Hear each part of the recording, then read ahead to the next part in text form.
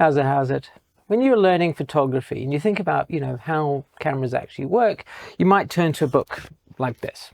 It says, the camera, and ask it, what happens when you press the shutter? The lens focuses the light when the shutter button is pressed. The shutter curtains withdraw and the light that's focused by that lens falls on the light sensitive material, and you end up with a latent image that's then processed and you get a photograph.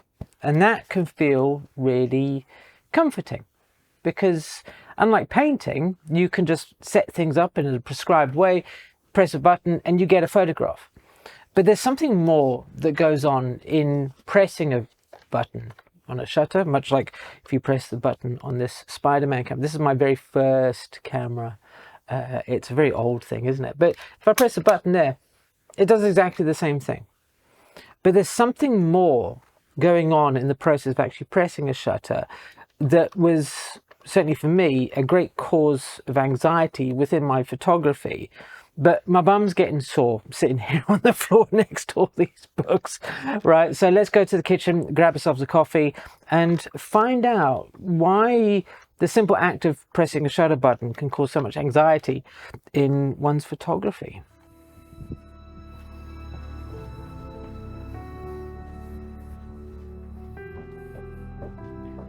Oh, there we go. Lovely little coffee. That's always good. It's a lovely sunny day outside, and unfortunately, I think both the cats are away, so they might make an appearance later on. But there we go. They're probably out just chasing butterflies or something.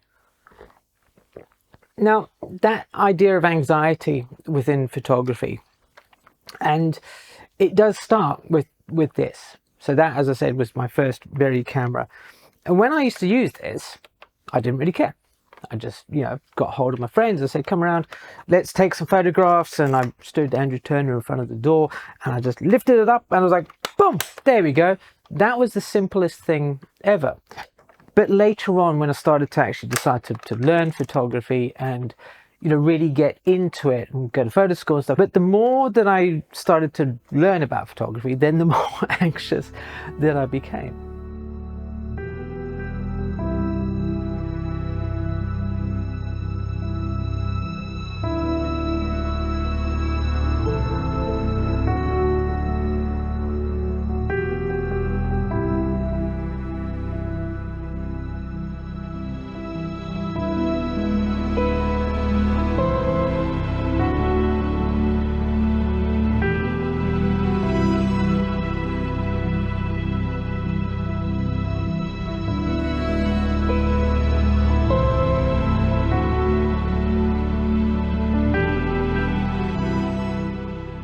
Part of the anxiety that I was struggling with in my photography is sort of touched upon by something Ansel Adams said, and this is one of his books called 400 Photographs, that you don't make a photograph just with a camera. You bring to the act of photography all the pictures you have seen, the books you have read, the music you have heard, and the people you have loved. In our first year at photo school, it was mostly technical stuff. I didn't actually know what I expected to learn. I thought they were going to teach us all sorts of, just creative things. But it wasn't like that at all. It was all about, how film works, how to process images, how to print them, the nuts and bolts of taking photographs, the apertures and the ISOs and the shutter speeds, all the framework stuff. And in a lot of ways, that was actually quite comforting because it was easy to understand. It felt like I was learning in the same way that I learned at school, that it was a very black and white process, if you could excuse the pun, right? That it was, you do something in a certain way and you end up with a specific result. So easy, so replicatable. Replicable, right? It's one of those words that I stumble over. So much like playing with Lego, if I give you a set of instructions and a collection of bricks, you can make the ATST plus the Baby Yoda on the top and get the same result all the time. And everybody look at it and go, oh, that's pretty cool. Wow, what an amazing thing. And I don't have to worry about whether or not people are going to comment on the creative side of things, because there's no real creativity in that. But if we do something like this, and this is my young man's he's I don't know what he even calls it, but this is completely creative. It's the same techniques, right? But he's put them together in his own way. And right now, he's not worried about whether or not people think this is good. But at photo school, I was extremely worried that if I went off-piste with my images and started doing my own thing, that people would say, that's not very good. That opened me up to a lot of self-doubt, and actually started really getting in the way of pressing the shutter, because the more that I looked at that technical aspects, the more I was worried that I was going to do them incorrectly.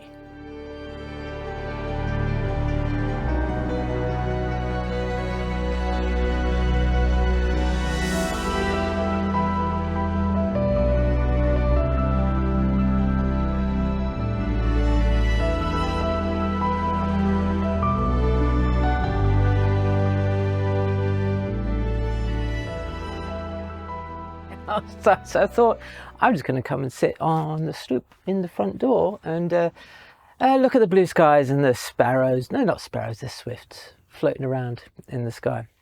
And I remember, like, you know, when I was at photo school, I was talking about, you know, it was easy to lean into the technical aspects and go, hey, you know, so long as I do this, this is nice and safe. And at the time, you know, I think rather understandably, I was, you know, an art student. I wanted to be like cool and heavy. I was into metal and industrial music, and I wanted my photographs to be edgy and cool, but I didn't have the confidence in myself to, you know, really explore that side of things, certainly photography, to go and be more creative.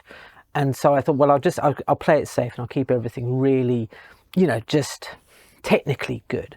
And there's one assignment I specifically remember where we'd asked to shoot a still life. There was a food setup, food styling, something like that. And I went and I bought some pots and pans and also I was going to do like a pasta dish, and everything was just so shot on 4x5, and it was all great. And I thought, I've done really well here. Look at this technically wonderful photograph. And at the the critique, images up there on the board.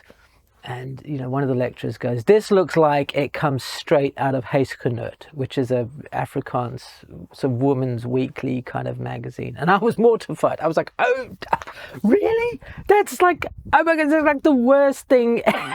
Like, I hated that compliment. And the guy was like, no, that's a good thing, because it means that you're like safe. And it's like, it's just, and I was like, oh no, this is terrible. What am I going to do? And that was kind of the first inkling that, you know, being technically, you know, proficient and what have you, wasn't kind of really enough. And even though I thought it was like a safe spot to be in, it was not really giving me the results that I wanted. It wasn't shielding me from criticism of my photography. It makes such a change, to be honest, because for months I'm like hiding away in my den of solitude there at the back of the house, and I know, like, this, look at this. I'm now thinking about something very specific that I think illustrates the problem that you have, you know, with technical ideas when you're learning photography, is that you obsess about tiny little things. And right now you can see there's like little, you know, highlights and stuff because the sun's kind of slightly behind me and it's dappling on there, and I'm sitting there going, oh, there's always people going to be, you know, in the comments going, oh my God, like, could you not be bothered to get the highlights off the face? And you can see that's how, I think, insidious this idea about sort of technical perfection can get to. Whether or not there's a highlight on my face and stuff, it doesn't change what I'm talking about whether or not you're going to get something from the video. And photography is much like that. You know, I could have had that great technical photo of the pasta in the bowl, because that's what it was. And of course, you know, what the first thing the lecturer says is, Alex, you might want to have actually cooked the pasta, because I put raw pasta in a pot like it was going to be a thing. You know, you sort of sit there and you think, oh, okay, if I get all the technical stuff, then people are going to care. Then you're putting in the creative aspects. It's a leap further away, because I'm sort of thinking, well, if I do something creative, then if somebody says negative thing about the photograph, then that's about me. If it said like a negative thing about the technical aspects, I can kind of explain it away.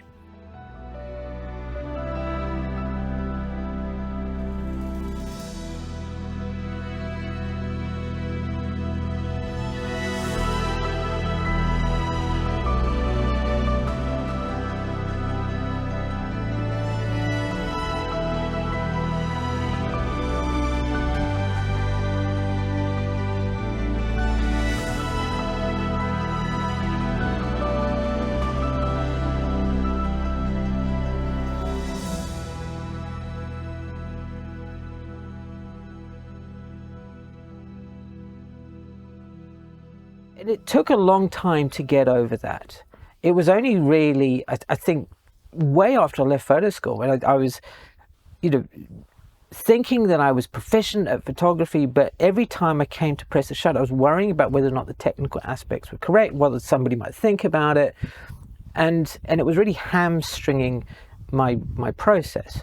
And it was only when I started talking to a lady called, her handle was MJ Photo on DeviantArt, and unfortunately she's deactivated the account. This is going back like almost 20 years, so I'm not surprised.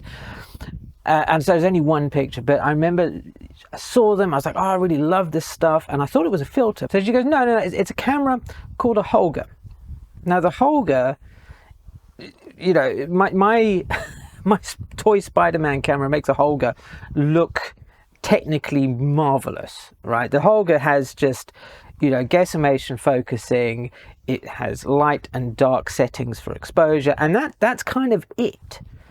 And I was like, well, this, what is it going to do? She says, no, it's great because it strips away all of the technical things that we worry about in photography, and reduces it just to simply seeing the world, of creating something. And I tried it, and it was like, oh wow, that was amazing. It unshackled me from all of those issues that I had about, worrying about the technical aspects, because all of a sudden that was completely out of my control. It forced me to embrace that more creative side of my photography.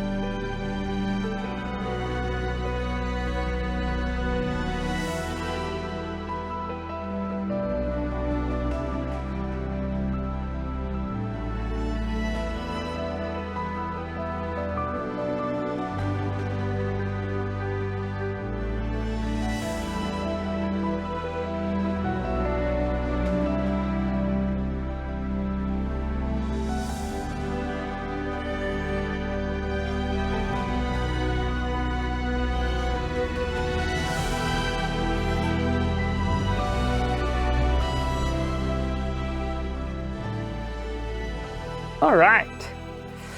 So if I'm thinking about that quote, by Ansel Adams, he says, you bring all these ideas to the fore in your photographs, that it's not just about pressing the shutter, it's about all those experiences that you've had up until this point. That, when I'm a kid taking pictures with the Spider-Man thing, I don't have any of that. But now, of course, I'm a bit older. I've been through photo school. I've got a bunch of experiences on which to draw from. I'm not like a teenager anymore. And I'm also a little bit more confident about who I am in regards to those things. And I'm starting to bring in those experiences. And I realize that, I'm not actually that edgy. I'm not actually, the person who's always wanted to have like shock value.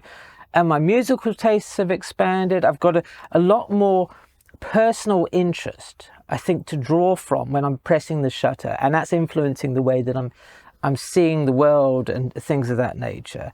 And I'm also starting, I think this is an important thing, to realize where some of my photographic styles are coming from. Before we moved to South Africa, I lived in a small village near Milton Keynes. So Milton Keynes is what's called a new town here in the UK. And at the time it was lots of, concrete buildings, very sort of, I think the word, it's not brutalist, but sort of modernist kind of thing. And, it's just all angles and shapes. And it wasn't until I went back there decades after we've moved that I was driving through the outskirts, and all of a sudden a penny dropped. It's like, this is why I am so obsessed with angles and shapes in photography, because as my mind was growing up, as my eye was being trained to be interested in things, that's what I was seeing. These angles and shapes, they must have resonated with me somehow inside. And of course, as we go on in photography and we're getting excited about learning the technical aspects and things, it's easy to push that stuff to one side if it doesn't necessarily fit with the lesson that we're learning about, slow shutter speeds or landscapes or things. It's because those are about teaching a technical aspect, not about bringing in all the influences, allowing them to surface. And I'd made the huge mistake, I think, at photo school, and certainly later on, of thinking that it was a binary choice. Either you could have a technically perfect image, or you could have something that was creative. And of course, that's not the case at all.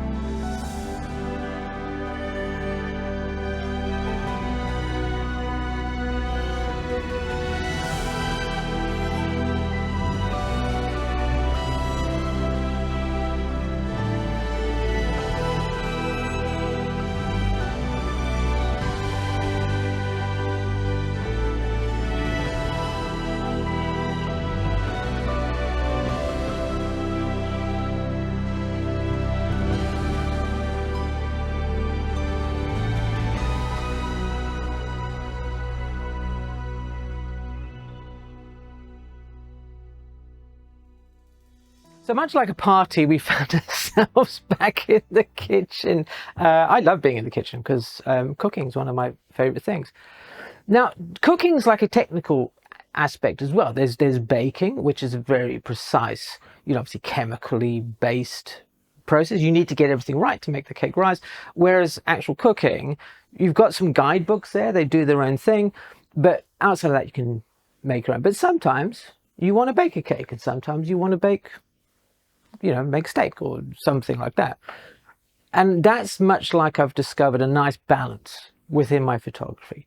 That if I look at, say, certainly my portrait photography, that feels a little bit more traditional, a little bit more technical, aspect driven, that I'm not worrying about, being like uber creative, being out there, being edgy, but I'm just kind of, I'm feeding the technical part of me that enjoys that process, the problem solving and getting the tones just right and all that kind of stuff.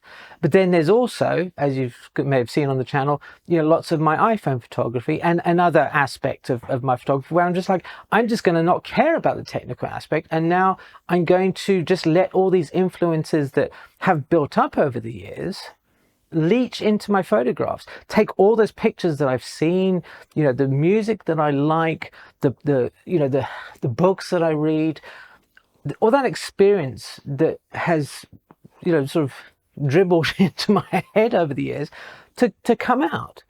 And I found that's been a really helpful way of overcoming that anxiety that builds up when you press the shutter, when you go to press on the camera, or, or even just like slipping over here. And it helps just quieten down that idea in my head. And I found that making a conscious choice, if I'm going to be very creative, or I'm going to be very technical, or I'm going to sort of have a little bit of a mishmash where I'm taking some of the technical things that I've learned and seeing how I can apply them in a creative way, or taking some of the creative ideas that I'd like to express and knowing now that I need some technical chops to bring that to life. I think back, Julia, when I had this little chap and I wasn't really worried about anything apart from just photographing the thing in front of me, and then being overly obsessed with, getting technical right because that felt like it was safe, replicatable, there's that word again, I struggle, process. And I think this is where, a lot of people who are, learning photography, certainly online, being self-taught, all this thing is that it feels safe, it feels comfortable, it feels like you're making progress to just focus on the technical aspect of things. Because taking that jump, taking that, leap of faith to become a little bit more creative, to do your own thing, it can be quite daunting. Now, if you want to find, how to get your own balance in this, to have somebody handhold you as you walk into this field of creativity, of actually expressing yourself as a photographer, then I've got a new cohort that's coming up at the end of August, which is pretty cool, right? So it's a small group of 20 photographers, and we really just embrace a lot of the things that we were taught at photo school, but not by the teachers, by the people in the corridors, by our fellow students, about how to see the world, how to overcome these preconceived ideas that often hold us back in photography. And I would love to see you there. Click on the link in the description box below. There's some information. As I said, it's limited to 20 people, so really, the places are limited. Is to keep it, a nice, small, supportive group of photographers. I can't believe that this is, this is almost like kind of 41-ish years ago that I first picked up this camera, and a lot's happened in there. And I take, a great amount of satisfaction from knowing that all the mistakes and the missteps and things that I've taken along the way since I first picked up this camera are, being of benefit to you in your own journey in photography. I want everybody to really enjoy the process and get so much from it the same way that I have throughout my life. Anyway, if you'd like to see more of these videos and you're not already subscribed to the channel, please consider subscribing. If you want to check out what I should have been taught at photo school rather than just the technical aspects of things, check it out over here. Thanks again, and I'll see you again soon.